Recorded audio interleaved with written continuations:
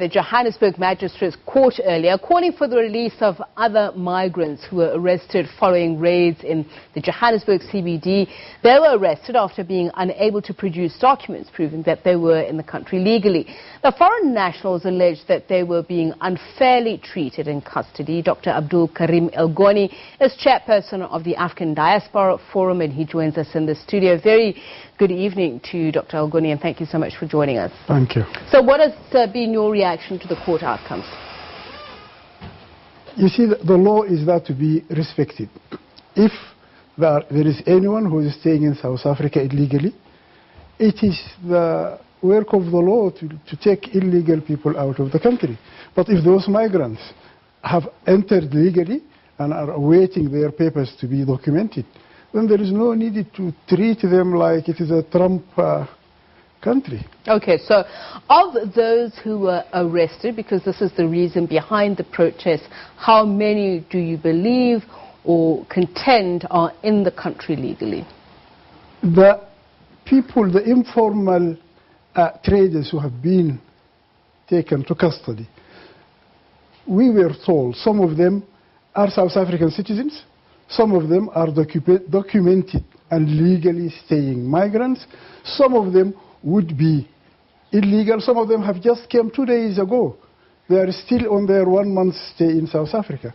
But those are issues we leave to the law enforcement agencies. If there is anyone who is illegally staying here, he has to be deported by the law. I'm trying to understand, do you accept, though, that there are those who were in the country legally? Because some of your members were out there protesting, and this is obviously not the sole reason for the protest, but it is part of it. So do you accept that there are those who are here in the country illegally? I believe a majority of them are in the country legally. And I want to bring to your attention that, you see, migrants have brought in new blood, new ideas, new investments to many African countries, to Europe, to America. Germany is accepting thousands of migrants every year. You need new blood, you need new investments, you need new ideas. This is what the migrants are bringing in. Okay, so, and that notwithstanding, though, so you don't object to the court finding that those who are here illegally must be deported? Not at all. Okay, so let's talk about the law there is to be respected. Let's talk about some of the allegations that you've made, that some of those who were arrested were in fact in possession of their documents, and in some cases you allege that the Department of Home Affairs is behind the disappearance of some of the documents. What proof exists of this? There is no, you see, those are things we cannot have proof of. I personally wasn't there in the court today or last week, and this is what we have heard. All what we are saying, we have our full trust in the law enforcement agencies. Okay. We know they will do the right thing. The law is there to be respected, and this is the country of Mandela. This is the country of the human rights. So we expect everyone to be treated with dignity and not to be denied their rights. Now, as you would know, and you would have seen visuals of police officers being assaulted by some of those who were arrested or who were rounded up in part of the raids. What has been your reaction to that? You talk about the law being upheld.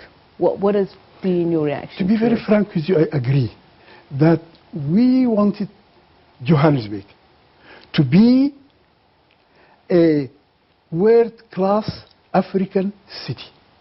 The scenes of those days are not compatible with this picture that we all aspire for Johannesburg to be. Actually, some of the utterances of some officials, xenophobic utterances of some officials, are not good with the image of South Africa as a leading democracy in Africa, that every one of us in SADC, in Africa, are looking to South Africa to sustain the rights of everyone. The problem is complex. If there are counterfeit goods, they must be stopped at the ports, not in Johannesburg CBD. They should be stopped at the stores where they are stored, not in Johannesburg CBD. Johannesburg CBD has a number of traders who are trying to make ends meet. They are either local or migrants. So let's talk about that. There have been allegations of some police officers trying to resell some of the confiscated goods. What do you know about this? I read it in the news like you have read it, that there are some goods that have been confiscated that were on the street being sold. Most probably they have been given out by someone who have confiscated them. We have heard that some officers have been detained because the police has found that people in the CBD have information that there will be something happening, so that people can take their goods out. So you see, in every place there is a few bad apples. Bad apples. We cannot generalize from it. Okay, so there have also been allegations that some of the foreign nationals who've been arrested were ill-treated. Some say they were denied food, some say they were denied visits by family members. Do you know of any of these incidents, and what action are you intending to take? Will you lodge a complaint as an African Diaspora? I have been informed by people that I believe they have true information that some of what you have said has happened. People have not been treated with dignity. People have been denied family visits. And it was a weekend, so you can expect some of those things to happen.